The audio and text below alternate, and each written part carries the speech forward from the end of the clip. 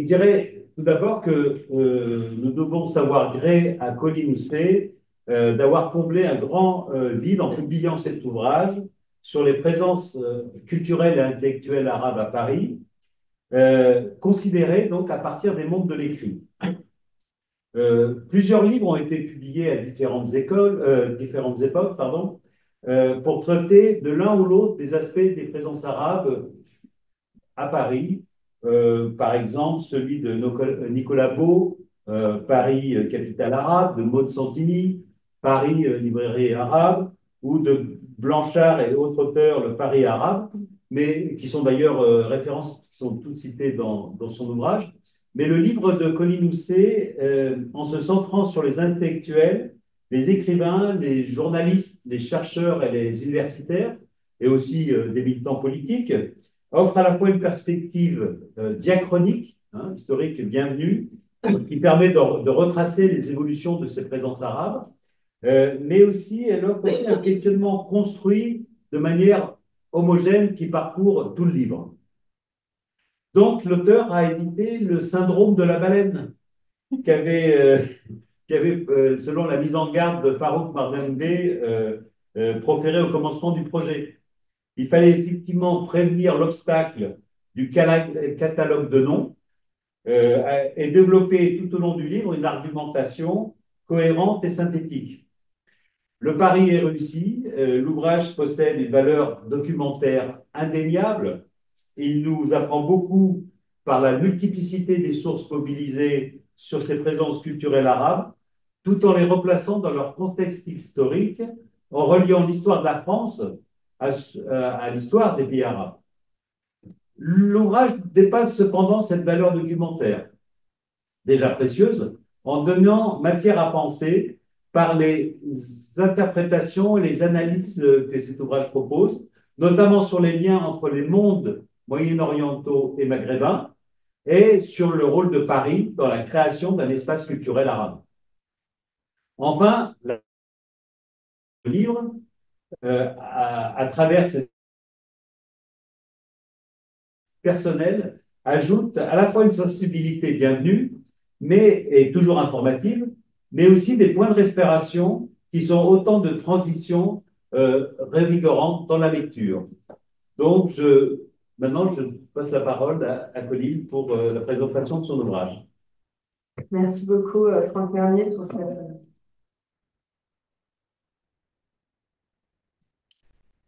Voilà, pardon. Merci beaucoup pour cette très élogieuse présentation. Vous m'avez dit juste avant que le livre vous avait plu et ça avait l'air sincère, donc merci beaucoup. Je sais que c'est pas juste un très bel exercice d'écriture et d'analyse. Que vous dire du livre? Évidemment, je ne vais pas vous en reparler dans les détails, il nous faudrait plusieurs heures. Il s'agit d'un livre dense, c'est sûr. Les respirations dont vous parliez sont bienvenues, je pense même qu'elles sont nécessaires. Mais c'est un livre pour lequel j'ai pris énormément de plaisir à écrire. Et j'espère que c'est quelque chose que vous ressentirez en lisant ce livre. Euh, dans la vingtaine de minutes que j'ai, je pourrais aborder le livre de plein d'angles différents. Je pourrais tirer finalement plusieurs fils. Euh, je commencerai par le fil, pardon, de la forme, en disant en effet qu'il s'agit d'un livre assez hybride. Parfois, j'en parlais tout à l'heure avec l'attaché de presse d'Actes Sud, elle disait c'est difficile de le mettre dans une case et en même temps, c'est ce qui fait tout l'intérêt de ce livre. C'est vrai que la manière avec laquelle j'ai tendance à travailler en général et avoir une certaine boulimie en termes d'information, d'avoir les oreilles et les yeux grands ouverts, les narines et les papilles ouvertes en permanence, d'accumuler dans ma tête sur mon ordinateur, dans les petits papiers, et après de jouer quelque chose d'extrêmement jouissif, de jouer au gros travail de presse où on va tout laisser décanter, un peu comme du vin, comme un bon vin, et puis après on va ouvrir un tout petit robinet et on va avoir une sorte de quintessence sur un certain sujet. Et ce que j'aime énormément aussi, c'est de faire des ponts. Non seulement des ponts, ce qui est un peu un des grands axes de mon travail, des ponts entre Europe et monde arabe, mais aussi des ponts partout, entre les disciplines, entre les pays, entre des réflexions. C'est quelque chose donc, qui est appliqué ici. Je pense que du coup, je n'ai pas besoin de revenir en détail sur ce triptyque finalement qui forme la matière du livre, c'est-à-dire un triptyque à la fois historique, ce travail de résumé historique, de retracer l'histoire de la présence maghrébine et moyen-orientale intellectuelle de l'Antiquité jusqu'à nos jours. Euh, une partie également donc, analytique et une partie littéraire. Ce qui était génial, c'est qu'il s'agit de mon deuxième ouvrage, et je pense que dans le premier ouvrage, j'ai un petit peu eu, non pas le syndrome de la bonne élève, mais une sorte de pression vis-à-vis de moi-même où je devais faire quelque chose de sérieux. Donc il fallait que ça se tienne. C'était aussi extrêmement ambitieux, c'était une anthologie, qui pour le coup avait vraiment un nom d'anthologie, et déjà, j'amassais toute cette matière musicale, parce que retracer encore une fois l'immense patrimoine et création musicale min al-Muhit al-Khalij, donc du Golfe à l'océan, sur plusieurs millénaires, c'était quand même pas chose aisée. Mais voilà, j'ai rempli cet objectif que je m'étais fixé, et du coup, j'avais peut-être moins de pression. Et pour ce deuxième livre, je me suis vraiment fait plaisir en me disant, de toute façon, c'est mon livre. J'ai eu un éditeur qui a été qui m'a donné énormément de liberté, donc Farouk Mardambe, que je salue. Et, euh, et donc voilà, j'ai fait ma petite sauce.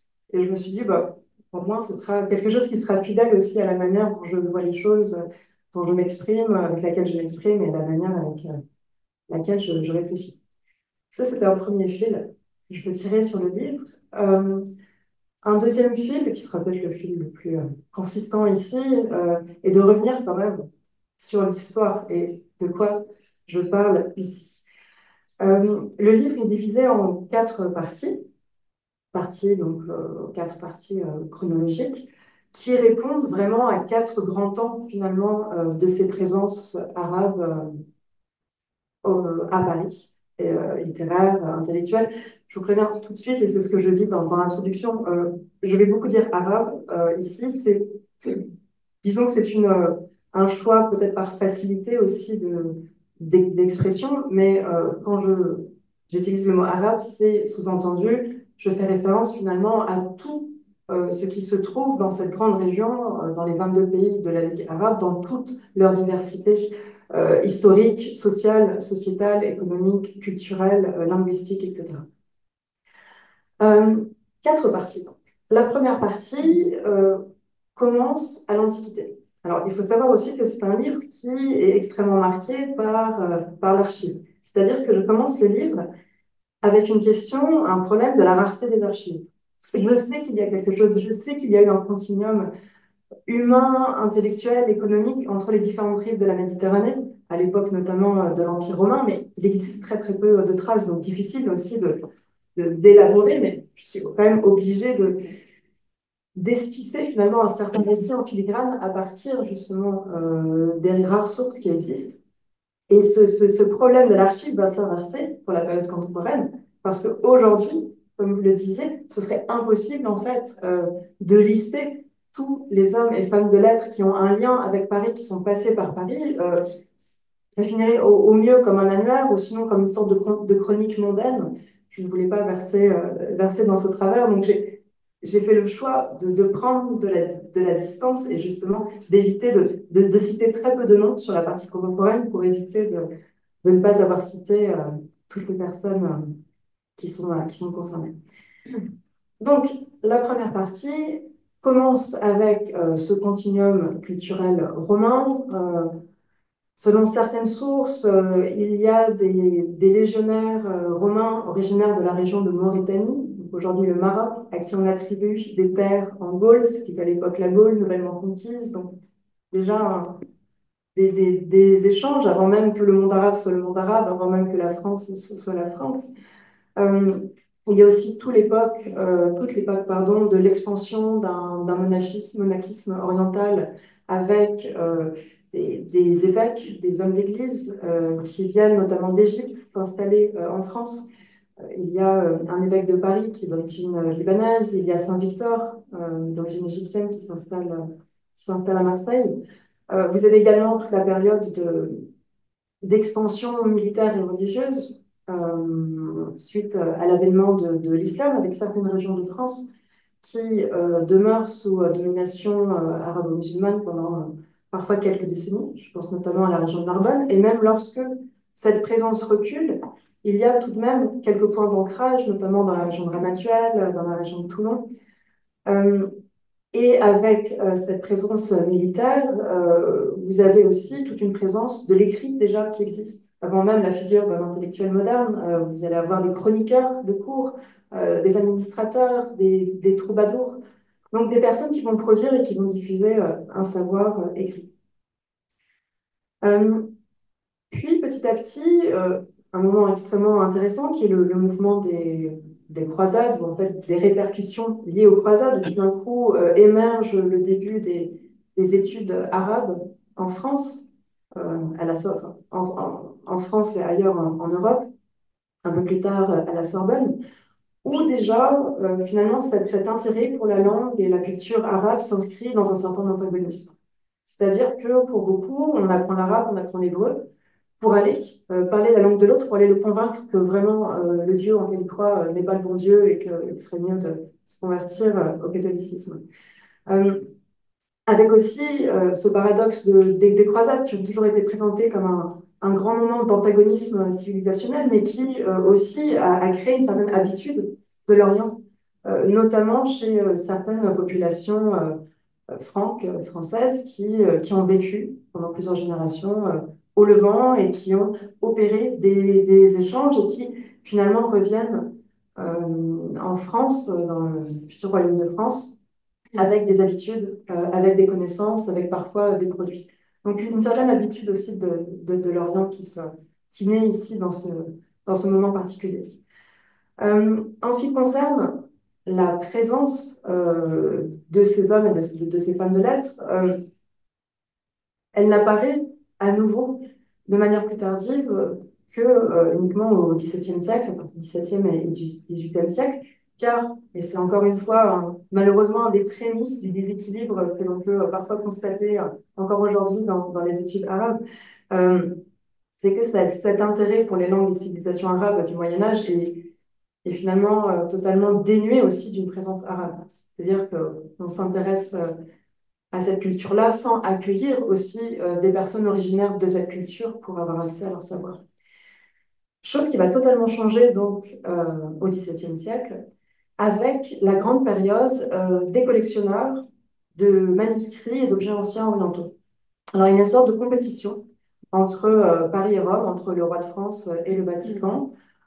C'est un peu comme les vinyl diggers, vous savez, ceux il y a quelques années qui sont allés chercher des vinyles, aller débusquer l'artiste inconnu pour après le diffuser soit le rééditer ou le diffuser dans certaines soirées rouges.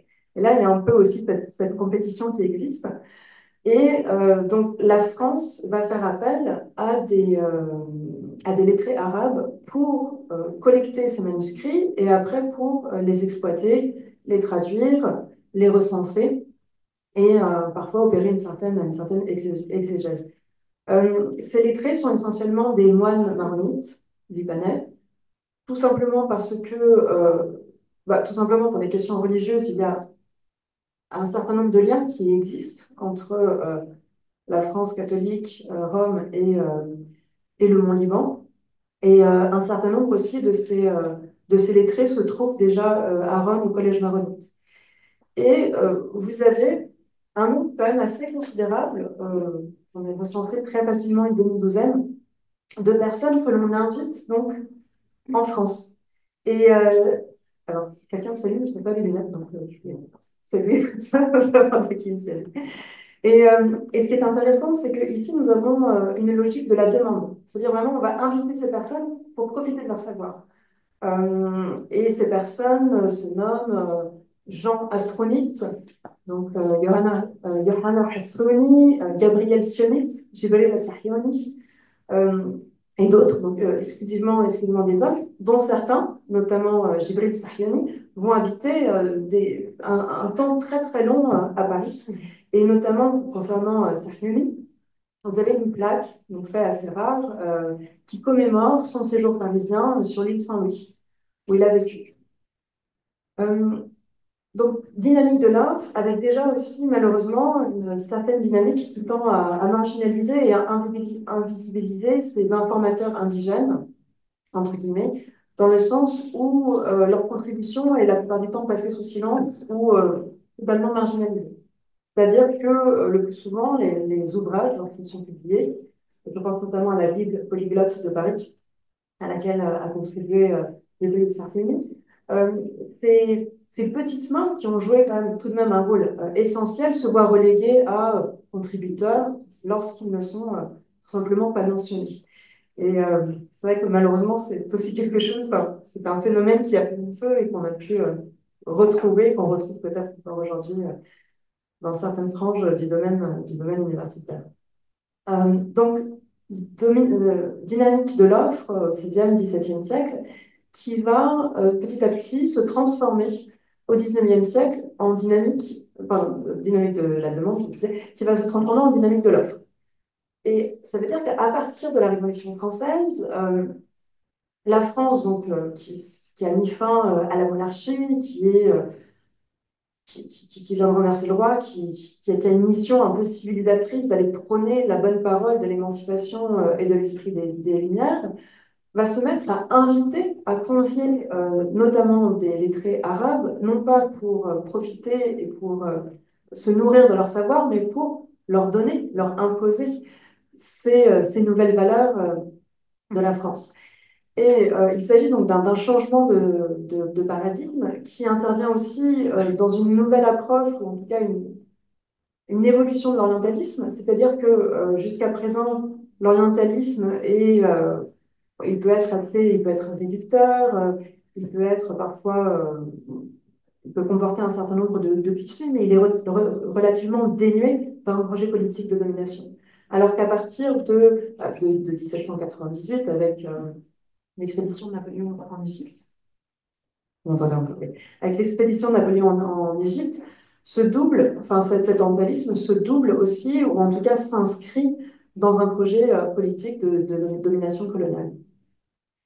Et donc, nous avons dans cette deuxième phase la grande période donc des voyageurs et des lettrés arabes donc, qui vont venir tout au long du 19e siècle, le plus connu étant Rifat Tartawi, évidemment, qui viennent se nourrir et importer, ou en tout cas nourrir leurs réflexions de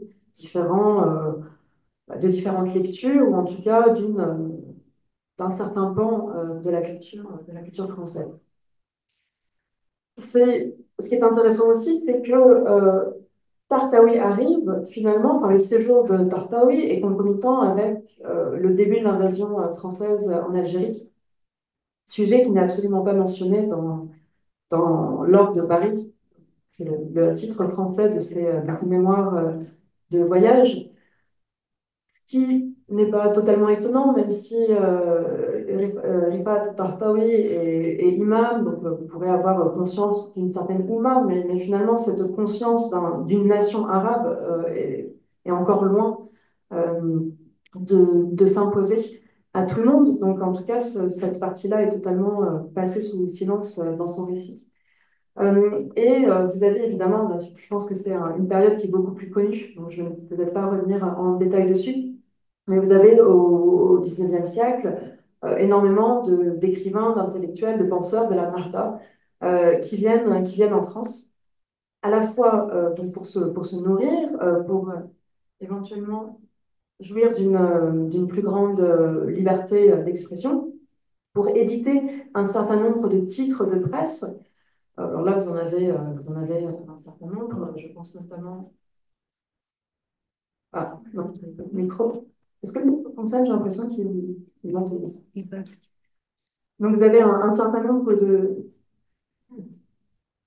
vous avez un certain nombre de titres de presse qui sont édités. Et ce qui est intéressant aussi, c'est que finalement, ces titres de presse ont pour audience soit les intellectuels arabes ou arabophones qui sont de passage à Paris, ou la population, les lettrés, les intellectuels qui sont restés dans les pays d'origine.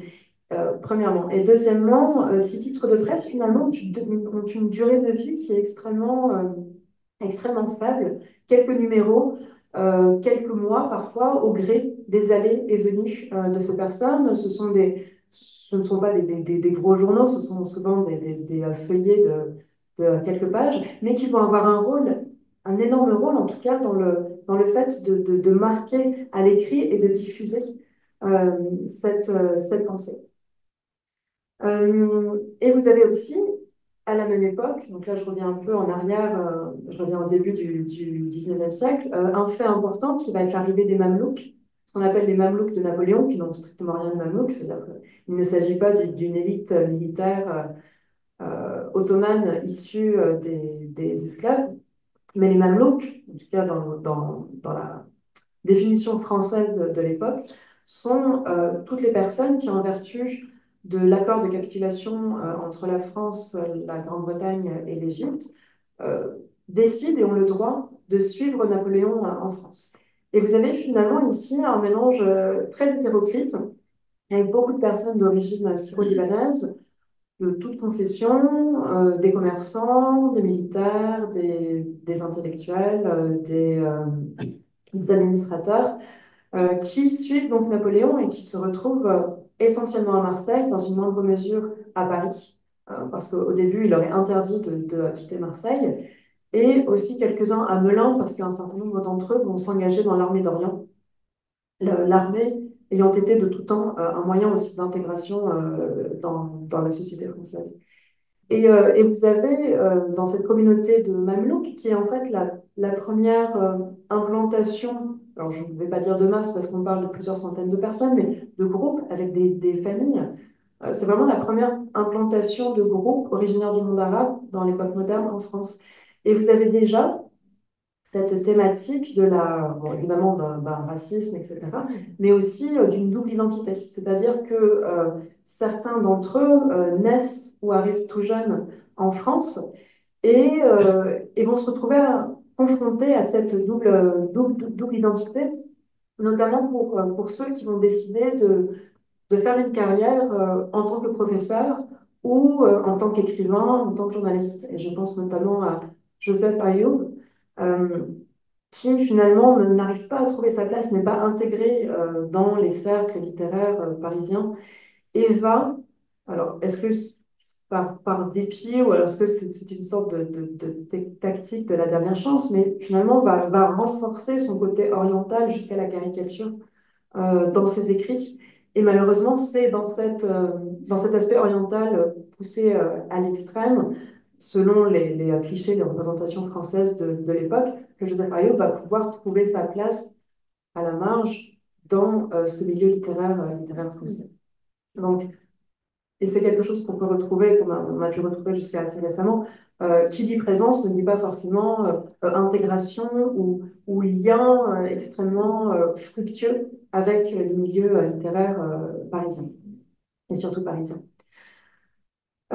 Autre phénomène important dans ce 19e siècle est la présence de personnes, notamment algériennes, qui, dès le début de l'invasion française en Algérie, viennent en France pour militer pour l'indépendance de l'Algérie.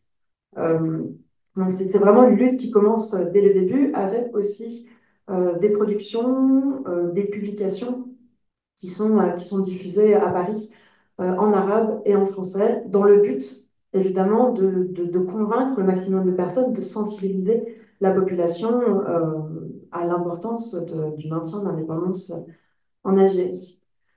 Euh, donc, tendance, voilà, petit à petit, on va dire diversification d'un point de vue géographique de cette présence intellectuelle, littéraire arabe. Il y a un aspect, une certaine politisation, non, ça c'est pas du tout. Mais en tout cas, il y a, on va dire, un développement du fait politique, justement concomitant avec l'expansion coloniale française, qui il m'aurait été impossible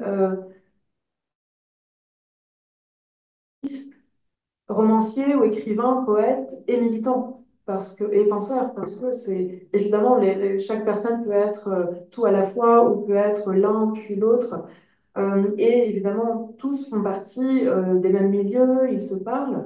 Vous avez aussi Et ce qui m'a fasciné, la présence de personnages extrêmement troubles et ambigus, notamment originaires de Syrie et du Liban, qui, à la fin du 19e siècle, début du 20e siècle, euh, viennent en France aussi pour favoriser la colonisation française au Maghreb et au Proche-Orient, pour bénéficier, enfin, pousser en tout cas pour une colonisation qui bénéficierait à leurs intérêts personnels, économiques. Donc, vous avez un certain nombre de personnages, je pense notamment à Shokri Ranem, qui est à la fois le rédacteur en chef d'une revue qui s'appelle Bulletin d'Orient, qui finalement est une revue pro-française, relativement de mèche avec des grandes entreprises qui vont aller, grandes entreprises françaises qui vont aller s'établir en Syrie et au Levant et en Algérie, sur lesquelles ce type de personnage espère aussi obtenir peut-être des parts en mettant aussi en relation et en favorisant donc l'expansion dans le monde arabe. Donc cette personne est donc rédactrice en chef de ce journal, publie un certain nombre d'ouvrages, est également une sorte d'intermédiaire, un homme d'affaires, et il est également dramaturge, et il fait jouer l'une de ses pièces, qui s'appelle Ramtal, au théâtre de l'Odéon en 1911, si mes souvenirs sont bons, et qui remporte un franc succès. Ce qui est à noter, enfin remarquable, c'est que certes, cette pièce a un certain succès, plaît au tout Paris de l'époque qui se presse au théâtre de l'Odéon, mais lorsque vous regardez le texte, c'est sirupeux au possible, c'est grandiloquent et c'est l'Orient vénérable, etc. Mais qui regarde avec admiration la France. Enfin, on est même dans le domaine théâtral, on est encore une fois dans la diffusion d'un certain nombre d'idées. Et Choukri et Ranem n'est pas le seul. Vous en avez vraiment toute une poignée. Vous avez évidemment le comte Rochared Dahdar, qui aurait été secrétaire particulier de l'émir Fakhreddin, qui est armateur, qui après arrive, donc fait visiblement sa fortune en étant armateur en Méditerranée, arrive en France, réussit à se faire anoblir ou obtenir un titre de comte offert attribué par le Vatican, décide de développer la ville de Dinard, qui est un petit port de pêche à l'époque, développe l'hippodrome. Enfin, c'est une sorte de gros projet immobilier. Il veut en faire vraiment la nouvelle, le nouveau lieu de villégiature de la jet-set parisienne. Et donc, en fait, il construit un certain nombre de lieux touristiques ou de divertissement à Dinard. Évidemment, il a marié ses enfants enfin, il a fait des mariages extrêmement judicieux dans la bonne société parisienne qui lui permet de gravir petit à petit les échelons. Et vous avez vraiment, je dirais, au moins une demi-douzaine à quasiment la même époque de ces personnes, avec parfois des fratries aussi. Enfin, voilà, tout un milieu vraiment fascinant et aussi qui bat en brèche cette idée d'opposition frontale à l'expansion coloniale française. J'arrive maintenant justement aux prémices, enfin à la structuration plutôt, je veux dire, de la lutte anticoloniale, avec le premier congrès arabe qui se tient juste avant la Première Guerre mondiale sur le boulevard Saint-Germain, dans l'Institut de géographie, où assiste d'ailleurs, enfin auquel assiste justement ce genre de personnes. Donc on ne sait jamais vraiment quelles sont leurs intentions. Et ce qui est à noter ici, c'est que c'est le double langage de la France, c'est-à-dire que la France va autoriser des rassemblements de la lutte de la elle va soutenir les Levantins, ce qui leur permet aussi ce qui permet à la France de garder un œil, évidemment, sur ses militants, de s'en attirer les bonnes grâces, évidemment, éventuellement pour plus tard renforcer sa domination. Et, et alors que dans le même temps, il serait évidemment impensable que les autorités françaises soutiennent avec autant de zèle des militants maghrébins pour l'indépendance maghrébin. Ce qui n'empêche pas, au milieu des années 30, dans un café, donc on est dans quelque chose de beaucoup plus informel, la création de l'Association des étudiants musulmans nord-africains, dans laquelle va se retrouver un certain nombre de militants et de futurs leaders des indépendances. La période de l'entre-deux-guerres est aussi une période fascinante dans le sens où il y a un certain boomerang culturel, c'est-à-dire que la France consciente, donc au lendemain de la Guerre mondiale, d'avoir vraiment dû sa victoire aux colonies, à la participation des colonies en biens et en hommes, et donc va faire venir un certain nombre d'élites indigènes par le biais de bourses, par le biais d'inscriptions à l'université, à la Sorbonne, à la Fondation nationale des sciences politiques, pour justement les former à la française, pour en faire de bons francophiles. Mais ce qui va se passer finalement, c'est le contraire, c'est-à-dire que la France leur offre sur un plateau la possibilité justement de se former aux idées de l'émancipation, de l'autodétermination des peuples, euh, de s'habituer aussi à une certaine liberté d'expression, de pouvoir aiguiser leurs pensées, de pouvoir exprimer aussi justement leur point de vue, et enfin une possibilité unique de se rencontrer non seulement des personnes originaires du même pays, mais aussi les Maghrébins vont rencontrer les Moyen-Orientaux, vont rencontrer également les Antillais, des personnes originaires d'Afrique de l'Ouest et de ce qui est à l'époque l'Indochine. Donc vous avez vraiment les premières graines du tiers-mondisme. Évidemment, on ne parle pas de tiers-mondisme à l'époque, mais il y a une véritable convergence des luttes qui va s'établir à ce moment-là. Et vous avez notamment un ouvrage vraiment dédié à ce sujet de Michael Goebbels qui s'appelle Interwar Paris and the Seeds of Anti-Colonialism, quelque chose comme ça. Je ne me souviens plus du titre exact. Et qui montre finalement à quel point Paris a joué, donc cette capitale même de l'Empire colonial français, a joué un rôle aussi dans l'accès aux indépendances. Et ce qui me permet aussi de revenir sur un point essentiel qui est, c'est vrai que je parle de Paris comme capitale, une des capitales ex situ de la littérature arabe, pour une raison aussi tout simplement technique. C'est-à-dire que pendant très longtemps, jusqu'à aujourd'hui, mais avec l'avion, c'est quand même un peu plus simple, mais pendant très longtemps, il était beaucoup plus facile de faire Alger-Marseille et Beyrouth-Marseille que de faire Alger-Beyrouth. Et que finalement, cette création d'une identité, en tout cas un des points d'achoppement de la création d'une identité arabe, dans le sens de jonction entre Maghreb et Maghreb, c'est fait à Paris parce que la rencontre physique a pu être possible. Donc là, nous arrivons aux années 30. Je passe sur l'occupation. Fait intéressant, finalement, l'occupation n'a pas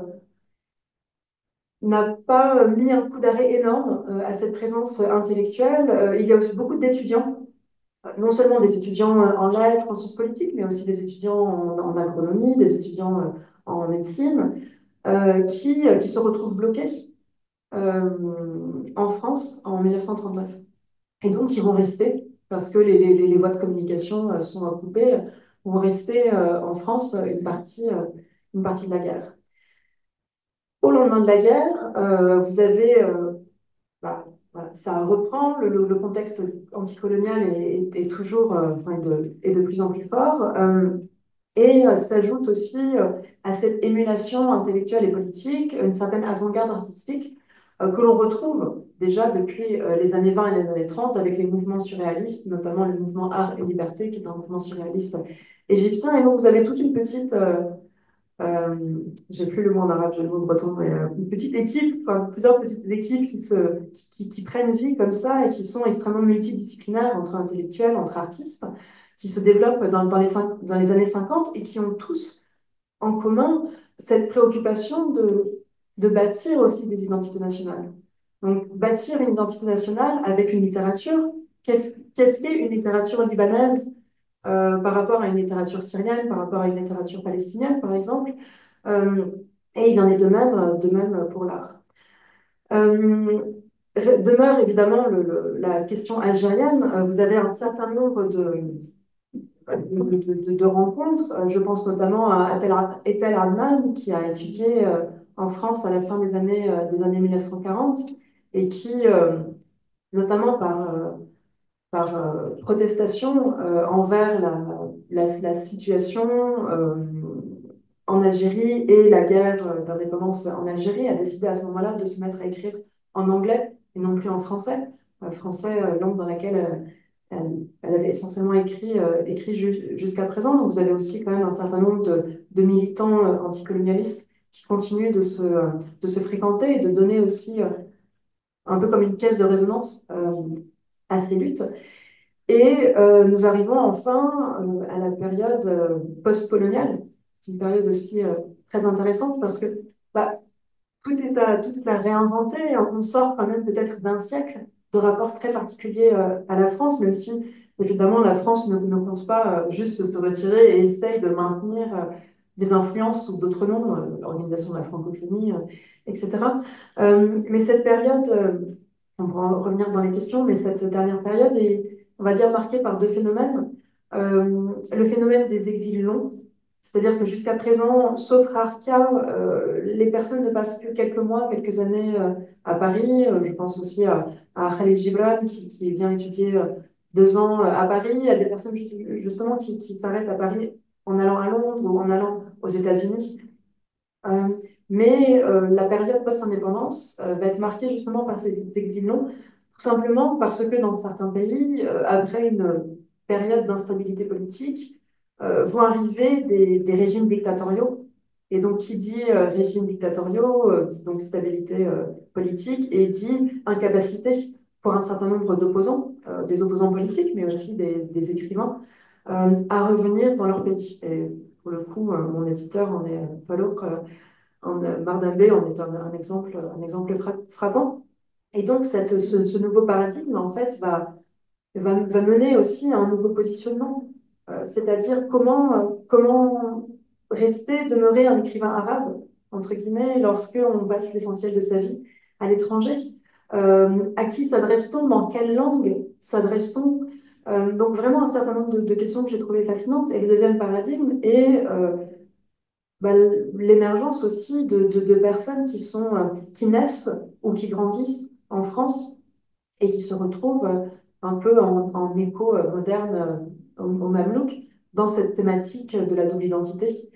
Euh, et c'est vrai qu'il aurait été très difficile pour moi au-delà du fait qu'il y avait énormément de noms et que je ne pouvais pas citer tout le monde, mais il aurait été extrêmement difficile pour moi de mettre les gens dans des cases et de dire toi tu es écrivain arabe parce que tu as un nom arabe ou parce que donc c'est vraiment il y a aussi toute une histoire de cas par cas et surtout une histoire d'autodéfinition finalement et de que chaque auteur se situe selon son propre ressenti et et sa propre histoire. Et le livre se termine avec une sorte un peu de considération sur, bon, qui n'est pas extrêmement optimiste, mais peut-être aussi un appel à mettre un peu les choses à plat. C'est vrai que ce qui me marque le plus peut-être, c'est cette dichotomie entre la volonté de la France de continuer à s'imposer comme la référence, Paris, la capitale des arts et des lettres, et en réalité, des frais de scolarité qui explosent pour les étudiants étrangers, une politique de visa qui est de plus en plus restrictive, et de manière générale aussi des dotations à la culture qui baissent et qui vont en tout cas qui endommage d'un point de vue purement concret cette spécificité française qui, au-delà du mythe de Paris, et sachant que même l'histoire du mythe est vraiment un sujet qui m'a fascinée, et ben justement va ternir et va rendre moins possible aussi cette présence, ou en tout cas cette émulation intellectuelle arabe. Alors, je crois que je pourrais développer plus sur la période contemporaine, mais je pense que au début, je me suis dit, mais 20 minutes juste pour résumer le livre, ça va être beaucoup. Et puis, ça se peut, il y a une heure et demie qui est passée. Donc, je vais peut-être. Voilà, je reviendrai éventuellement dans les questions, dans vos questions, si vous avez des remarques. Eh ben, je vais faire quelques petits commentaires et poser quelques questions aussi, comme il est d'usage. Alors, j'ai pensé aussi à l'ouvrage de Khalil Sheikh dans son livre en arabe, Paris dans la littérature arabe moderne, qui est paru en 1998 à Beyrouth. Et lui, déjà, donc, il s'intéresse aux écrivains arabes et il montre en fait la diversité des représentations littéraires et idéologiques arabes. C'est-à-dire que malgré le fait qu'effectivement, il y a un seul qualificatif arabe pour les besoins de l'exposé, évidemment, et du livre, etc., et aussi parce qu'il y a aussi une performativité dans ce terme, c'est-à-dire, on dit qui c'est qui sont arabes, ben, c'est ceux qui se reconnaissent aussi comme arabes. Donc, il y a aussi une existence de ce terme, c'est pas simplement un mythe. Mais lui montre la diversité des représentations induite par le contact avec Paris. Paris, c'est pas simplement la France officielle. De l'émancipation, c'est-à-dire des pensées alternatives, subversives aussi, ou voire le contact avec les pensées socialistes, communistes, anarchistes, etc. Et là, effectivement, Paris, c'est aussi ce lieu de rencontre avec des pensées critiques. Et donc, c'est là, c'est ce qui fait aussi cette diversité des représentations de Paris. C'est pour ça qu'effectivement, il est difficile de trouver des. Alors, on pourrait, par exemple, avec Souhail et Idriss, et le Haï Latini, le Quartier Latin, etc., et puis avec d'autres auteurs de la même époque, je crois que vous le mentionnez dans le livre, trouver des tropes, en fait, hein, la rencontre avec la Française, dont on devient amoureux, etc., etc. Et donc, construire qui se retrouve dans plusieurs romans et qui a en fait une forme d'expérience aussi romantique ou sexuelle, etc. Bien sûr, il y a ce côté émancipation-là, mais il y a aussi le côté émancipation politique qui fait que finalement, c'est pas simplement la France officielle, c'est-à-dire que les relations de pouvoir, qui sont donc asymétriques, hein, les relations asymétriques de domination plutôt, sont finalement aussi contournées dans Paris. C'est ce que aussi permet Paris, quoi. C'est ça qui est intéressant. Mais ça peut apparaître aussi comme un contre-modèle. C'est-à-dire ça peut créer aussi des contre-modèles. Par exemple, Malek Benabi, l'écrivain, enfin le réformiste, entre guillemets, l'idéologue, on va le dire plutôt algérien, qui passe une partie de sa vie à Paris. Il d'ailleurs il écrit des mots très durs contre Louis Massignon parce qu'il n'a pas accepté à l'INALCO, etc. Malik Benabi, il fait aussi le STO, donc il connaît bien la société française, il est marié avec une Française, etc. Mais c'est à partir aussi de son expérience en Algérie du colonialisme, bien sûr, hein. Mais c'est aussi à partir de Paris qu'il va créer ce contre-modèle islamisant, enfin, où il rejette aussi une partie de ces idéaux d'émancipation qui sont par contre adoptés par d'autres, qui sont aussi algériens, mais aussi d'autres nationalités. Donc ça peut aussi ça peut être aussi par réaction un contre-modèle. Euh, et puis il y a aussi un autre élément qui est intéressant dans votre ouvrage et qui fait qu'il est actuel, c'est qu'en fait, l'exil, vous avez terminé sur l'exil, effectivement, on a pour parler des démographes, on a des renouvellements de population, en fait. Les exilés, enfin, ou plutôt, les présences arabes dans les années 60-70, bien sûr, il y a des exilés qui restent pendant plusieurs années, et Farouk en est un exemple, Mardoubet en est un exemple, il y en a d'autres qui viennent de pays dictatoriaux. Alors, les Irakiens vont plutôt à Londres, mais il y en a aussi à Paris. Il y a quelques Syriens, etc. Il y a aussi la guerre du Liban qui fait que des exils qu'on croyait temporaires deviennent plus durables. Mais il y a aussi un élément qui fait que Paris joue un rôle culturel important. C'est ce que Enzo Traverso, l'historien Enzo Traverso, qui vient d'ailleurs de publier un livre sur Gaza, appelle le privilège épistémologique de l'exil. C'est-à-dire en exil, surtout après un moment assez long, surtout quand on ne peut pas retourner dans son pays, etc., il y a une forme de regard distancié qui se crée par rapport à sa propre société et qui produit aussi de la connaissance. Et ça, c'est intéressant justement par rapport à ces présences arabes intellectuelles, etc., c'est qu'il y a effectivement peut-être une forme de spécificité finalement arabe à Paris qu'on ne retrouverait peut-être pas à Londres, par exemple, qui fait qu'il y a finalement un tissage, euh, une texture qui se crée intellectuelle entre ces différentes présences arabes, parce que je pense qu'il faut toujours utiliser le mot de diversité là-dedans, hein, bien sûr, il ne faut pas homogénéiser, et en même temps les contacts avec ces différents contextes parisiens. Et là, il y a quelque chose qui se crée de l'ordre pas de la mixité, mais enfin, en tout cas de l'ordre du creuset, mais des creusets toujours différents. Donc ça, c'est intéressant, je crois, et c'est un peu l'ouverture enfin, que suscite votre livre. Et il y a une référence théorique que j'ai beaucoup aimée dans votre livre qui montre que vous avez quand même une imagination sociologique fertile. Vous faites référence à Kantorowicz, l'historien, les deux corps du roi. Et vous parlez des deux corps de la ville, c'est-à-dire une ville qui serait idéale, un univers intangible, alors qui correspondrait à une projection mentale et symbolique, qui se transmettrait de génération en génération. C'est vrai qu'il y a cet élément qui existe là. Et puis, une autre ville qui s'incarne différemment, qui est en fait le contact avec la ville physique, quoi. Où l'expérience de vie, en fait, est parfois en contradiction avec l'idéal aussi. On pourrait le résumer comme ça, si c'est deux corps du roi, quoi.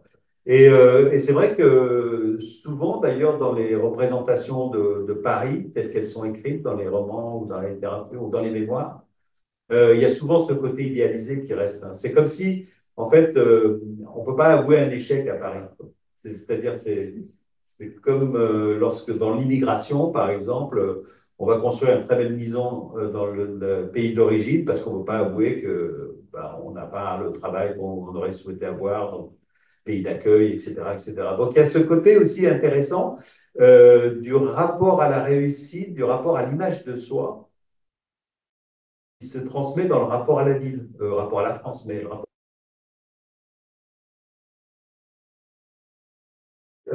vous dites qu'à partir des années 50, à la fin des années 50, euh, Paris est à nouveau conçu comme une succursale du soi arabe.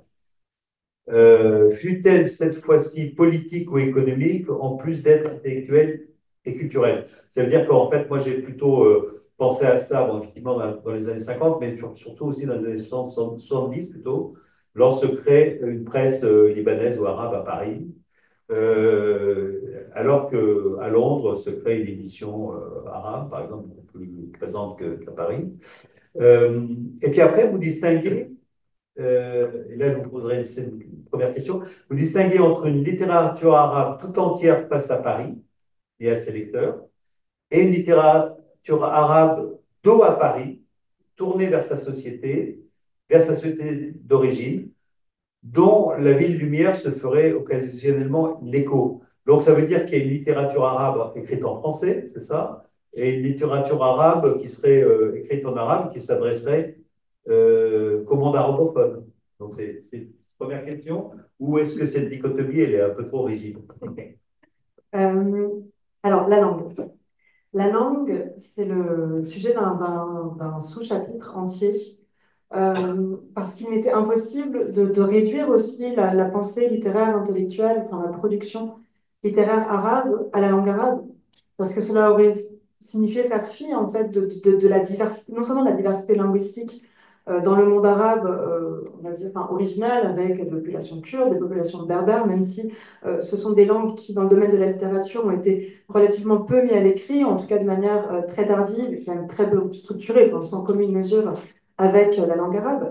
Mais cela aurait signifié également mettre de côté tous les auteurs francophones et anglophones également, pour citer les deux langues principales européennes. Et je ne pouvais pas leur faire un procès en arabité pour une langue parfois qui était une langue qui leur avait été imposée, une langue qui était la leur finalement, qui était leur langue intime, et finalement parfois la seule langue qu'ils connaissaient ou dans laquelle ils pouvaient écrire. Euh, donc, chose que j'ai trouvée en tout cas fascinante et qui fait partie, je fais un mini détour, mais de quelque chose qui m'a passionnée, qui est vraiment comment Paris existe avant d'arriver à Paris.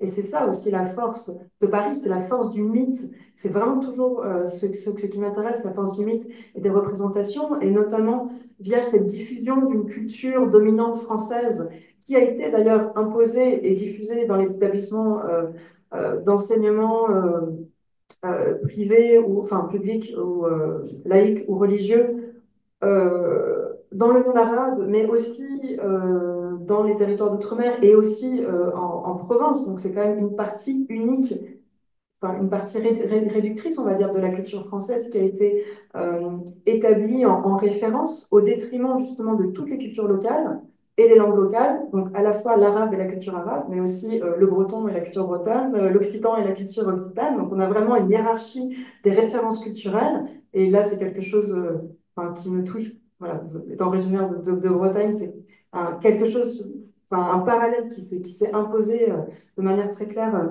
à moi-même. Et donc, finalement, il y a toute une partie de la population, évidemment plutôt classe moyenne supérieure, éduquée, intellectuelle, qui sont pétris de cette culture et de cette langue, et qui, finalement, chez qui Paris existe, justement Paris, dans ce deuxième corps, dans ce Paris, le mythe existe, et qui, parfois, en arrivant à Paris, en arrivant en France, se font rejeter, comme si finalement la culture qui faisait partie d'eux, enfin, eux ne font pas partie de cette culture qui pourtant fait partie d'eux. Donc il y a quelque chose qui est d'un tragique et qui justement donne lieu à certains échecs qui ne sont jamais avoués. Mais pour revenir répondre à votre question sur dos à Paris et face à Paris, donc, de manière générale, je suis une très mauvaise intellectuelle. C'est-à-dire que j'ai toujours été nulle en philo, en sciences politiques, les concepts, etc. Mais s'il y a bien un concept dont je me souviens de mes études à Sciences Po, c'était le concept des deux corps du roi, parce qu'on avait un professeur de sociologie politique marocain qui s'appelle Arnold Sarri, et qui était en tout cas un professeur, mais brillant, qui justement nous a fait aimer et nous a fait absorber certains concepts, donc qui me sont restés 20 ans plus tard. Et donc autant, voilà, j'ai du mal parfois à absorber et à utiliser les concepts, mais je pense beaucoup en images. Et c'est vrai que en faisant mes travaux, très rapidement, c'est imposé cette idée-là, en fait, de dos à Paris. Ceux qui sont dos à Paris, ça veut dire ils ne sont pas contre Paris, mais ils s'adossent à Paris. Paris les soutient. Paris, justement, comme espace de stabilité politique, parfois de meilleures conditions matérielles. Énormément d'écrivains ne vivent pas de leur plume, mais sont bibliothécaires, enseignants, au travail parfois dans des métiers extrêmement variés. Donc finalement, ils s'adossent, ils se nourrissent de Paris, Paris les soutient, mais ils vont continuer finalement à s'adresser enfin, au lectorat de leur pays d'origine.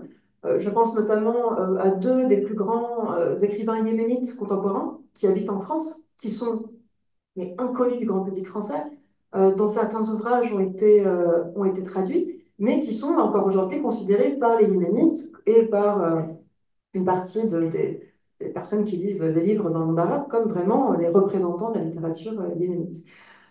Et vous avez aussi, comme vous le disiez, des personnes qui sont face à Paris, c'est-à-dire que finalement qui n'existent en partie que dans le regard que va leur renvoyer finalement le lectorat ou certains milieux littéraires français.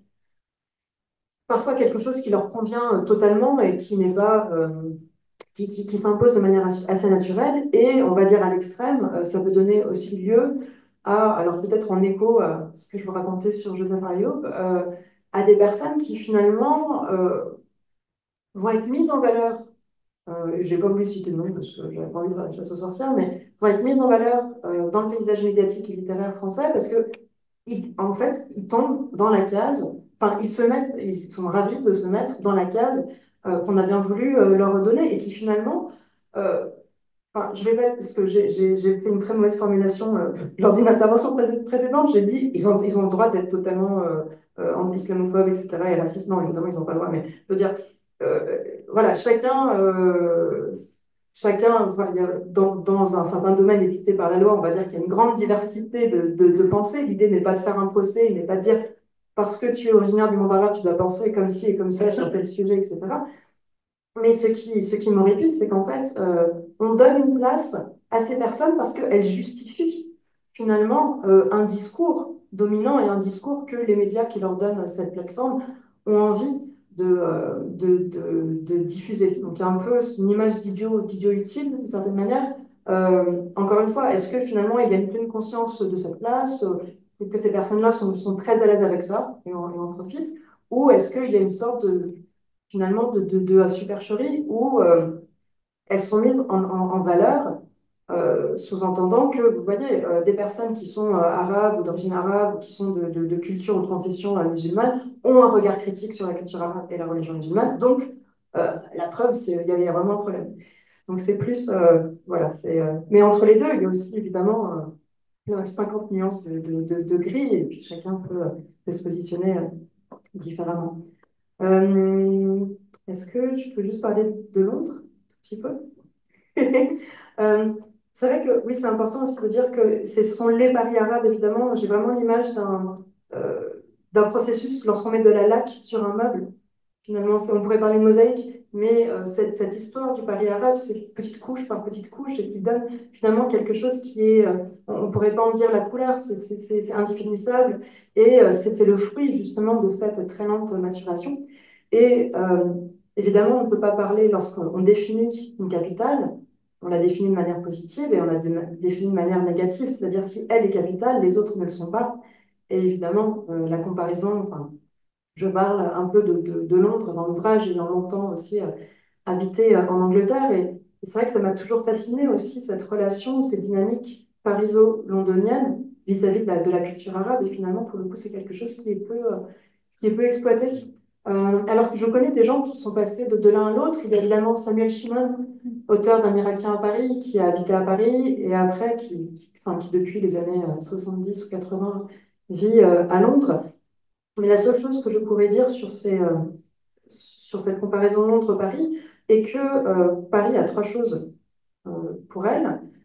Tout d'abord, elle a une histoire avec le monde arabe qui est quand même beaucoup plus diverse que Londres. C'est-à-dire que Londres, hormis évidemment les accords entre Sulayman al-Mansour et le sultan, Sulayman, non, c'est pas le nom, non, sultan, bon, j'ai plus le nom, désolé, j'ai pas tout en tête.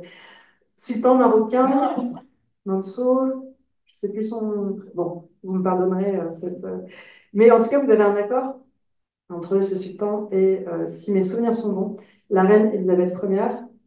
Et voilà, dans un jeu politique européen, donc vous avez des relations diplomatiques entre la Grande-Bretagne et le Maroc depuis très longtemps. Mais il n'empêche que l'essentiel de la présence arabe à Londres est une présence moyen-orientale, avec une histoire particulière qui n'est pas la même histoire que la France a, notamment avec le Maghreb.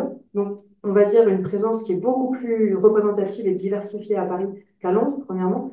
Deuxièmement, la force la force de frappe de la puissance publique culturelle.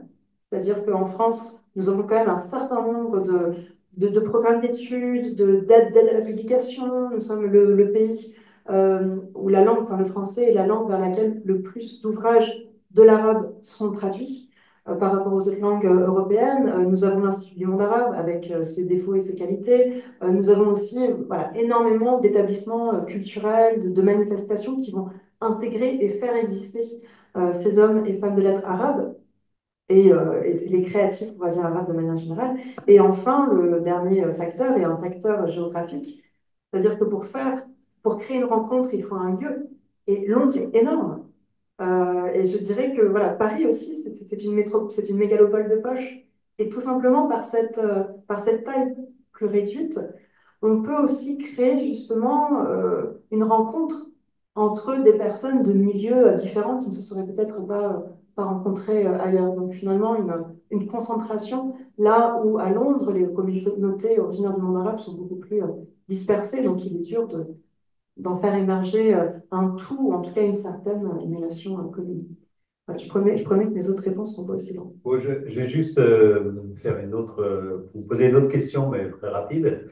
Bon, ça fait plaisir de voir que finalement l'identité bretonne est toujours aussi vivante. Et d'ailleurs, à la fin, il y a un remerciement en breton. D'ailleurs, je signale à ce propos que j'ai écrit un petit texte sur chercheurs, savants et chercheurs savoyards en Orient. J'aurais dû d'ailleurs écrire savoisien, pour être plus juste. Et en fait, justement parce que la Savoie n'est française que depuis 1860, et donc après l'Algérie. Donc c'est intéressant aussi de voir que lorsqu'on parle de domination, bah, ça s'est d'abord exercé dans l'Hexagone. Je veux dire, Bon, et donc, certains ressorts, certaines dynamiques peuvent être répliquées ailleurs, mais ça s'est d'abord exercé en France. Alors, ce que je voulais vous dire, c'est que l'hypothèse, en fait, en lisant votre ouvrage, enfin, qu'on pourrait avoir, c'est que Paris a renforcé la création, enfin, disons, a contribué à la création d'un espace culturel médiatique arabe, enfin, à certains moments de certaines périodes historiques, et puis qu'aujourd'hui, finalement, elle est devenue en fait un espace arabe.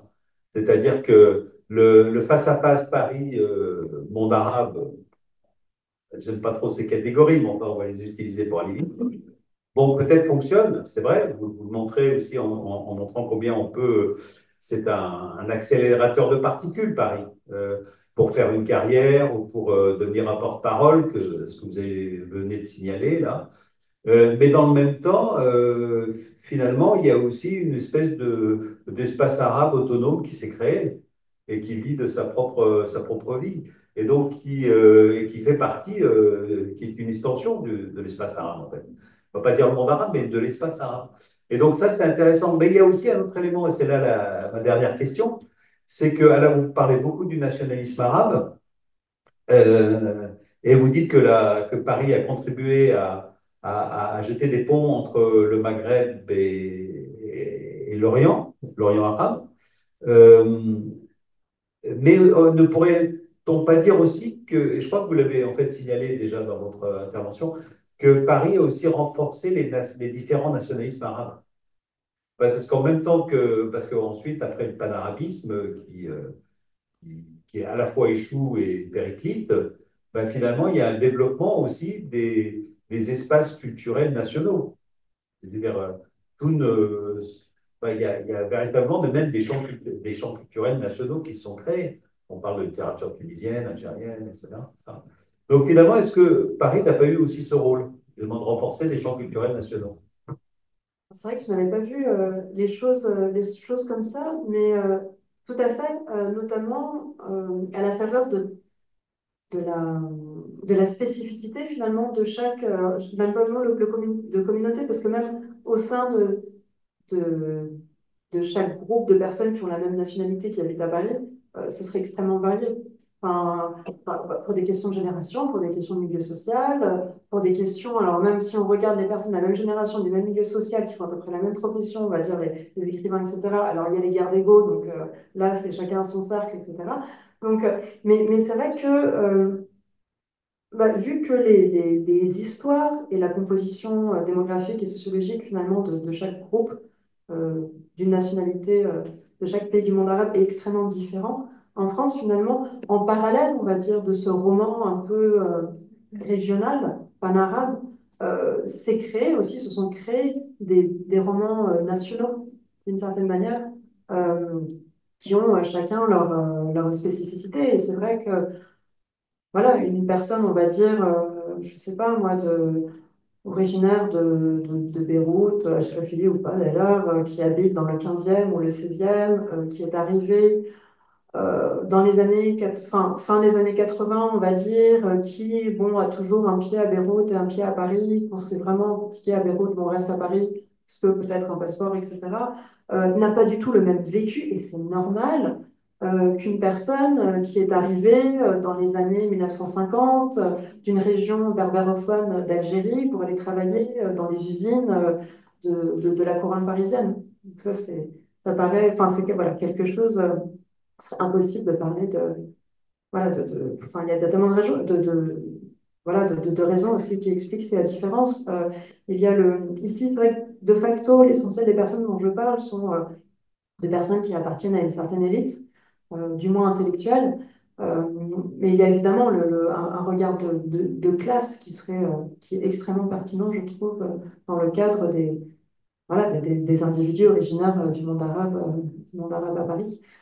Et pour ce qui est de l'extension du Paris arabe, ça fait malheureusement un an, je crois, que je dois un article Monde diplomatique. J'avais pitché le sujet, puis ça traîne. À chaque fois, je pense que je vais finir dans la semaine, et puis je ne le finis pas. Mais je vais le finir. Sur les Champs-Élysées, comme vraiment le quartier arabe par excellence. Et par justement cette jonction, notamment Maghreb-Machar, parce que Barbès, c'est quand même très maghrébin, ça n'a rien de moyen-oriental. Le quartier latin, c'est quand même, c'est une certaine époque. Alors il y avait un peu plus les intellectuels irakiens, libanais, syriens, trotskistes des années 70 et les ouvriers maghrébins et même les écrivains algériens, marocains. On est quand même sur une certaine époque qui a fait long feu. Mais les Champs-Élysées, c'est renouvelé en permanence. Et il y avait, enfin, j'ai développé cette idée donc d'une extension du soir arabe sur les Champs-Élysées et d'une reproduction de la corniche, de ce phénomène de la corniche où finalement on déambule et puis on finit par rencontrer des gens qu'on connaît peut-être même du pays d'origine, avec une saisonnalité aussi qui est, notamment pour les personnes originaires du Golfe, qui est très marquée août-septembre. Et voilà, j'ai pu constater ça. Voilà, cette extension que je trouve fascinante et qui me permet de faire une toute petite référence à une période que j'ai oublié de mentionner, qui est évidemment les années 70, là où, ce que j'ai intitulé dans le livre, Paris devient le nouveau Beyrouth, c'est-à-dire que guerre civile et surtout invasion israélienne de Beyrouth en 82, et donc énormément de titres de presse. Enfin, Beyrouth était déjà le refuge d'énormément d'intellectuels, hommes et femmes de presse arabes, et du coup, Beyrouth s'expatrie soit à Paris, avec notamment un certain nombre de titres de presse sur les Champs-Élysées ou à côté, et s'expatrie à Londres. Voilà, c'était ce que je voulais. Ben, merci beaucoup. Donc maintenant, je pense qu'on laisse la parole au public s'il y a des questions.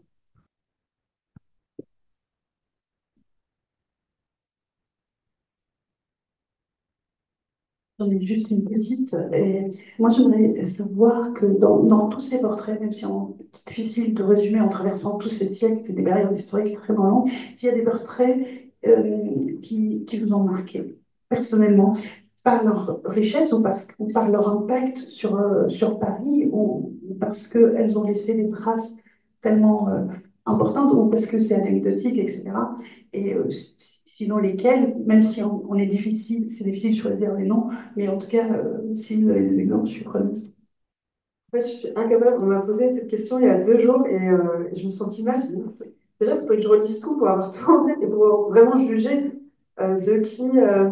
Mais il y a peut-être une personne, la même réponse que j'ai donnée, mais qui m'a touchée, alors que finalement, elle est peu connue et je crois qu'elle n'a pas chroniqué aussi sa présence à Paris.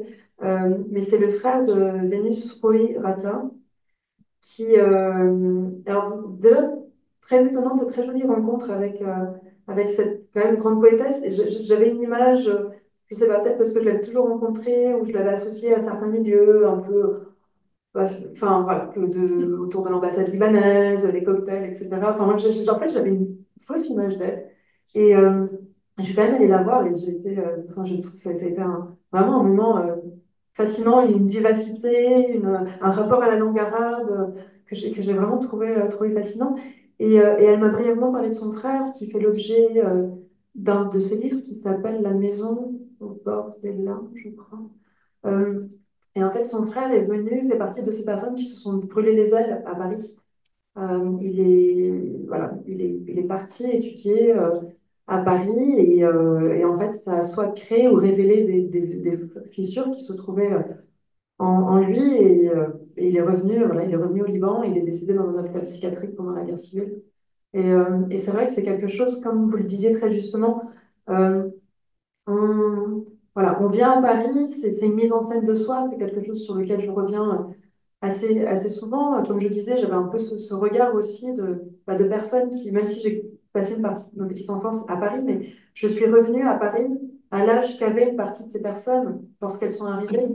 Euh, et c'est vrai que c'est vraiment, voilà, Paris, c'est l'âge de, de l'entrée dans l'âge adulte, finalement, parce que beaucoup d'entre nous sont arrivés à Paris pour faire nos études. Et, euh, et c'est là aussi une sorte d'émergence d'une mise en scène de soi en intellectuel, en étudiant.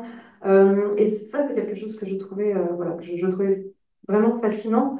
Finalement, par la vertu, simple fait d'être à Paris, on est écrivain et on fait aussi partie, justement, on contribue aussi à cette centralité. Et c'est encore une fois le rapport aussi des périphéries culturelles au centre qui m'a vraiment fascinée et comment ces périphéries qui sont considérées quand même comme légèrement inférieures parce qu'elles ne sont pas justement le centre, elles ne sont pas Paris, mais contribuent justement par le fait de mettre Paris sur un piédestal, contribuent à faire de Paris quelque chose d'unique.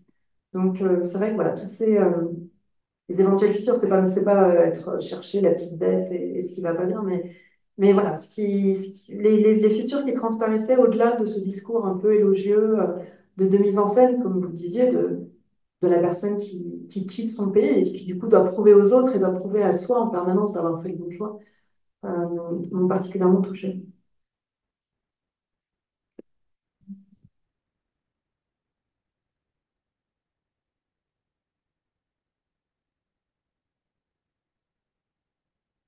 Merci pour la conférence. J'ai une petite question sur la période de l'épanouissement des nationalismes arabes et du panarabisme à Paris.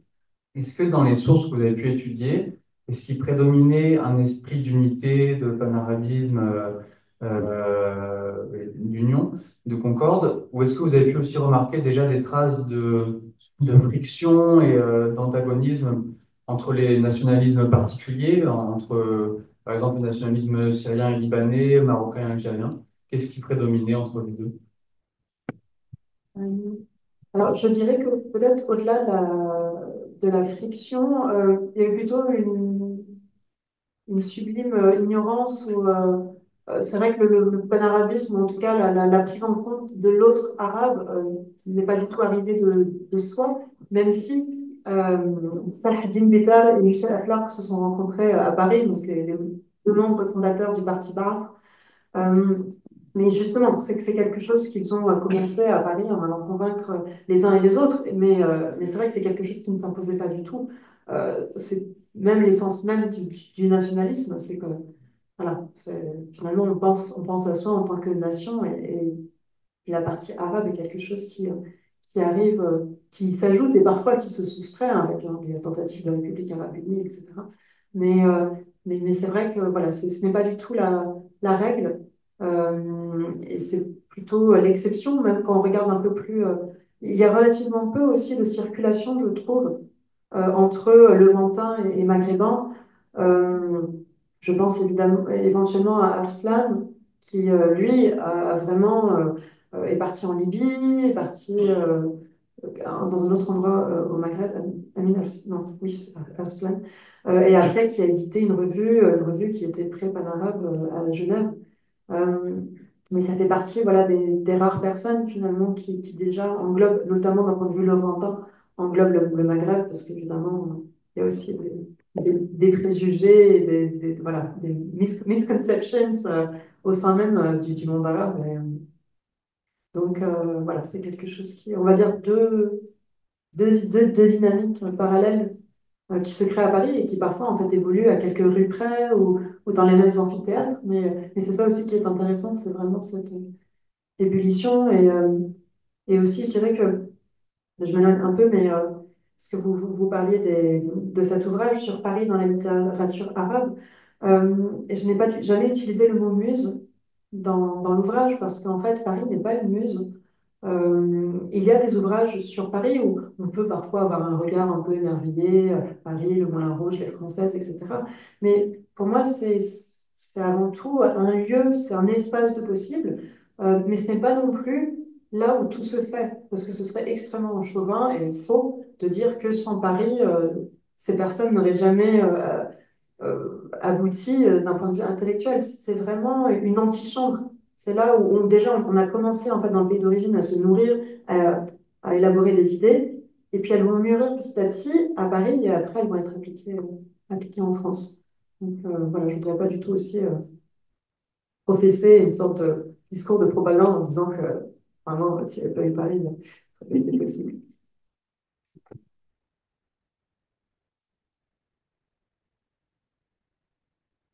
Merci. Est-ce que vous constatez, avez-vous pu constater peut-être une présence du golf à Paris, surtout dans les dernières décennies? Alors, il y a, donc j'en ai évidemment en Irak, j'enlève évidemment le Yémen, on va plus être sur le GCC. C'est une, je dirais que c'est une présence qui est paralittéraire. Ça veut dire qu'il y a évidemment un habitus qui est davantage tourné vers, enfin, une habitude de Londres plus qu'une habitude de Paris.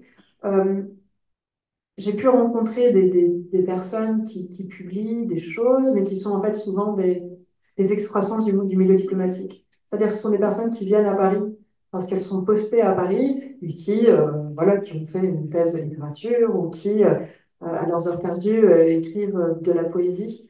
Euh, mais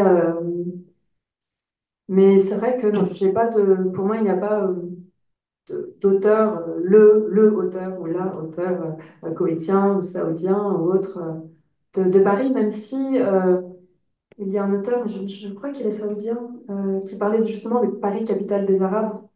Mais je pense que ce serait plutôt Etsé, exactement. Je savais que c'était Abdelrahman, voilà. On arrive, mais je ne sais plus dans quel contexte exactement il a parlé de ça. Il y a une présence du Golfe, y compris une présence intellectuelle, mais elle est toujours en transition, vraiment sur Paris comme un des points d'ancrage finalement d'un calendrier social et autres du Golfe entre Beyrouth, Londres, Paris. Et donc, il y aurait peut-être plus de choses à voir du côté notamment des journalistes dans les années 80 et 90. Ce serait intéressant justement de se replonger dans les archives et de voir s'il y avait, voilà, au-delà des grandes figures de Mahmoud Darwish, etc., qui écrivaient, entre autres, hein, pour ces journaux, mais s'il y avait aussi des voix du Golfe qui, qui ont énormément de... Est-ce qu'il y a des questions sur les... Non, on n'a pas eu de questions sur les autres. Moi, je me suis demandé en lisant votre livre et surtout avec l'évolution des auteurs arabes qui publient en France, est-ce que finalement la littérature arabe n'est pas devenue une question intime et interne au champ littéraire français? Notamment avec des écrivains binationaux ou des écrivains qui sont devenus les porte-parole des idées réactionnaires et elles sont confirmées par leur nationalité. Voilà, est-ce que vous avez remarqué une évolution dans ce sens-là? En effet, il y a une partie des auteurs, certains que je cite, qui sont pleinement intégrés finalement au paysage littéraire français par leur impact, mais aussi par d'où ils parlent, tout simplement. Et c'est vrai que c'est quelque chose, une question à laquelle j'ai toujours fait face, même lorsque j'avais créé Oustaza à Paris, qui était l'agenda culturel arabe de la région Île-de-France. Euh, voilà, c'est mal parce qu'une personne, enfin, un nom arabe que je vais le mettre, enfin, des fois, voilà, la personne existe pleinement en tant qu'artiste, en tant qu'auteur français. Euh, et donc, il y a en effet cette littérature. Et ce qui est intéressant, c'est de voir aussi comment cette littérature est perçue aussi dans le pays d'origine. Il y a des personnes qui sont totalement inaudibles, donc qui sont finalement totalement face à Paris. C'est quasiment je ne vais pas dire que c'est de la commande, mais voilà, ça répond finalement à une dynamique très précise. Et il y a des personnes aussi qui vont être connues parce qu'elles sont connues en France. Donc une sorte de reconnaissance, de visibilité par ricochet. Si c'est un peu l'effet vu à la télé, mais là c'est l'effet vu en France. On a vu ça pareil pour la musique. Euh, j'ai toujours été marquée de voir un chanteur comme Omar Slimane qui en fait, enfin, dont la musique ambiançait des boîtes branchées de la boulette à Tunis et qui faisait danser voilà, des jeunes issus de la grande bourgeoisie qui n'auraient jamais écouté de Mesouette, qui est donc, voilà, enfin, je ne vais pas dire que ce n'est pas du tout l'équivalent, mais qui n'auraient jamais écouté leur musique populaire. Et pareil, j'ai vu ça à Beyrouth, dans certaines boîtes de nuit, où en fait, on écoutait du Omar Slimane parce que Omar Slimane était passé au Sonar à Barcelone et il avait fait un clip à Williamsburg. Et, il avait été adoubé finalement par l'Occident. Et donc, il avait été voilà, pré-mâché, c'est bon, il avait été halalisé un peu et on pouvait le consommer en fait. Euh, donc c'est quelque chose bon, qui est... voilà, la littérature a moins d'impact peut-être que la musique, évidemment, mais c'est quelque chose qu'on peut retrouver. Voilà, l'effet vu en France. Mais c'est vrai qu'en termes d'espace arabe, bon, voilà, Londres, maintenant le Brexit, il y a même des histoires toutes simples de coût de la vie. Il y a Sacré Books qui a fermé donc la librairie, qui faisait partie d'un bâtiment qui a vraiment marqué l'histoire culturelle arabe de Londres dans les années 70 avec une galerie d'art, etc. Donc Londres perd aussi un peu de son éclat. Berlin qui a attiré beaucoup, énormément d'artistes, enfin de Syriens en général, et parmi ces personnes-là, des artistes, des écrivains. Pareil, j'ai l'impression à bénéficier au début d'une certaine attractivité, et puis finalement, ça n'a pas duré. Il y a certaines personnes viennent à Paris maintenant ou viennent à Marseille pour des raisons, voilà, ce serait intéressant de demander à chaque personne, donc je ne peux pas généraliser, est-ce que c'est des questions d'affinité culturelle, est-ce que c'est des questions d'opportunité, est-ce que ce sont des questions de langue. Donc Paris est encore, malgré le côté un peu fané, parce que finalement ce Paris arabe, et il s'écrit beaucoup au passé, est une capitale ex-refuge de la littérature arabe par défaut. Mais est-ce qu'aujourd'hui, voilà, parce qu'il n'y en a pas d'autres dans le monde arabe, c'est vrai qu'il y en a, bon, le Golfe, il y a on va dire, des moyens qui sont mis à disposition de la diffusion de la littérature en langue arabe. Se pose aussi la question de la diffusion de la littérature en langue arabe aujourd'hui. Est-ce que les gens lisent autant l'arabe dialectal ou classique, mais l'arabe écrit, ce qui va de pair avec l'effondrement des systèmes d'éducation, notamment publics dans le monde arabe, où du coup, les gens ont moins l'habitude, consomment moins. Ça, c'est un phénomène mondial. Les gens vont consommer moins d'écrits un peu longs. On est sur des formats totalement différents. Donc, est-ce que finalement, voilà, il y a Paris, parce que c'est toujours rassurant, c'est ce que j'écris, c'est toujours rassurant d'avoir un point d'ancrage, d'avoir un rêve. Et c'est là où c'est pour ça que parfois la déception est horrible, parce que lorsque notre seul rêve, notre seul modèle, si on se dit il y aura toujours Paris, mais que même Paris des fois montre ses aspects négatifs, c'est horrible, parce que finalement on n'a plus rien on n'a plus aucun modèle auquel se rattacher. Mais est-ce qu'il n'y aurait pas peut-être d'autres espaces qui se créent, notamment via Internet finalement, avec une sorte d'atomisation, où dès qu'il y a deux, trois personnes, deux, trois écrivains qui se retrouvent arabophones originaires du monde arabe, ça crée finalement quelque chose et ils se sont peut-être rencontrés grâce à Internet. Ils vont continuer d'échanger grâce à Internet. Donc voilà, peut-être qu'il y a une sorte, on part dans le méta finalement, et la nouvelle capitale sera invisible. Donc du coup, elle sera sans péché aussi, mais en même temps, elle sera sans chair. Donc ce sera une autre expérience. Une petite note d'optimisme, hein. On voit beaucoup de Soudanais qui sont arrivés à Paris. Et maintenant, j'ai une collègue sénégalaise qui travaille sur les Soudanais exilés à Paris. Et maintenant, il y a même une littérature en arabe écrite par ces exilés à Paris, avec des lieux de sociabilité, des restaurants dans le 18e arrondissement, etc. Donc, c'est toujours en plein un renouvellement, et même au niveau littéraire. C'est ça qui est intéressant dans cette histoire. Même qu'il y a un certain engouement aussi pour la lecture en arabe ici en France. D'accord. Vous pensez à des choses en particulier ou- Des cercles d'amis, D'accord. oui, des cercles d'amis Ok. qui ont perdu l'habitude de lire en arabe et avec certains niveaux de sociabilité se remettent à relire en arabe. C'est très intéressant. Mais je ne peux pas le quantifier. Oui, mais de toute façon aussi, c'est une des leçons du livre, c'est qu'il suffit de deux, trois personnes ensemble pour faire. Enfin, parfois, c'est ça, c'est aussi la fragilité de la chose, mais on peut créer un pari littéraire arabe avec deux, trois personnes qui vont commencer à produire et ça va donner quelque chose. Et c'est ça aussi, ce message d'espoir, c'est à la fois très fragile et en même temps, on n'a pas besoin de grand-chose pour faire exister. D'ailleurs, il y a une librairie alternative dans le 18e qui s'appelle Maktabat Balkhin, qui est très intéressante. C'est librairie uniquement en arabe. On lit de la poésie en arabe, on joue de la musique arabe, on parle de Mahmoud Darwish et d'autres romanciers et poètes. Voilà, donc il y a des choses qui se créent comme ça. Et là, peut-être aussi, c'est que là, nous arrivons aussi à un changement de génération, ce sera ma dernière. On arrive aussi à un changement de génération, parce que vous parlez des librairies. C'est vrai que je pense aux librairies qui se ferment, mais qui sont les librairies ouvertes dans les années 70. Donc là, c'est peut-être ça aussi, c'est que le paysage, en tout cas structuré, de certains instituts, de certains, je ne parle pas du Carré, parce que le Carré est jeune, de librairies, etc., voilà, qui ferment, et du coup, de nouveaux quartiers qui apparaissent.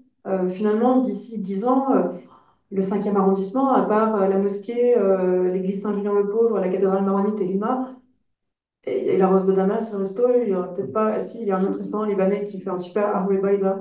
Mais sinon, voilà, ça va se redéployer, parfois pour des raisons aussi très, très simples, de où vivent les gens et où sont des loyers qui permettent aussi des beaux commerciaux et des loyers d'habitation qui permettent de vivre. Et c'est cette question que je me suis posée en lisant votre livre, parce que je me suis dit, il y a pas finalement d'espace d'expression arabophone en France ou à Paris, surtout entre ceux qui viennent du Maghreb et ceux qui viennent du Maghreb. Surtout avec un changement de génération, il y a beaucoup de jeunes Arabes qui refusent cette dichotomie totalement artificielle, entretenue surtout par des intellectuels maghrébins, entre les francophones qui seraient progressistes et les arabophones qui seraient réactionnaires.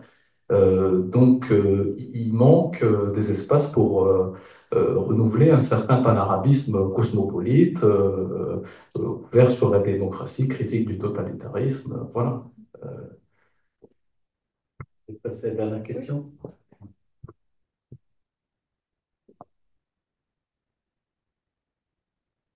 Bonsoir. Alors, je suis navrée si la thématique a déjà été abordée. J'avais une question concernant peut-être est-ce que, parce que peut-être que je ne suis pas suffisamment informée, mais au regard des événements géopolitiques actuels, est-ce que lors de vos recherches, vous avez vu une certaine place en fait des Palestiniens dans Paris? Voilà, parce que voilà, on mentionnait Mahmoud Darwish. Et voilà, peut-être dans l'espace, peut-être un peu musical, c'est quelque chose, voilà, je vais au concert de Saint-Levant, donc c'est quelque chose qui me parle immédiatement, mais est-ce que à travers les dernières décennies, en fait, c'est quelque chose qui a été observé, ou tout simplement Paris n'est pas, en fait, n'a pas forcément, voilà, été une ville d'accueil, voilà, une capitale, voilà, pour soit l'expression de la littérature palestinienne, soit voilà, en lien avec les mouvements de résistance palestiniens. Alors, il y a un peu un paradoxe parce que la Palestine est très importante en France et historiquement, enfin, c'est quand même le Saint-Sépulcre, Jérusalem, etc. Mais au-delà de ces lieux saints et des saints établissements, euh, et du coup d'une école des sœurs, des frères Maristes à Haïfa, je crois, ou à Yafa, euh, finalement la France n'est pas aussi importante en Palestine, on pourrait le croire. Je parlais notamment avec un écrivain, avec Karim Khattam, qui lui se définit, disait, mais je suis le seul auteur francophone palestinien de ma génération. Euh, et c'est vrai que finalement, il n'y a pas, dans le domaine des lettres, il y a peu de voix palestiniennes en français.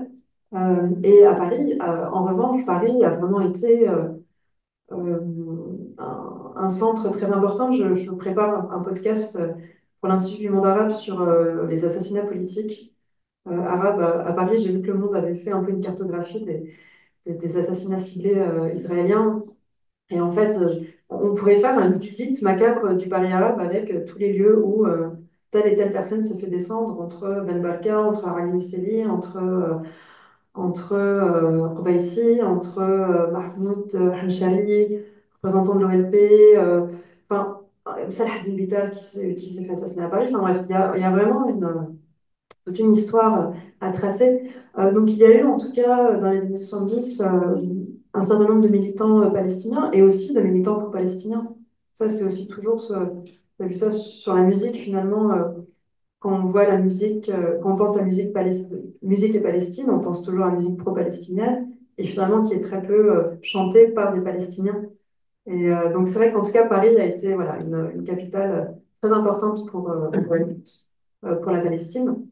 Mais en termes de personnes, finalement, c'est relativement restreint. Mahmoud Darwish, c'est le plus connu. Il a vécu 10 ans à Paris. Lui est clairement quelqu'un qui était dos à Paris. Paris est mentionné dans quelques-uns de ses livres, de ses ouvrages. Mais en fait, notamment, il écrit, lorsqu'il est à l'hôpital, dans un de ses poèmes, il écrit Ô mort, attends que je fasse ma valise. Parce que pour lui, c'est hors de question qu'il meure à Paris.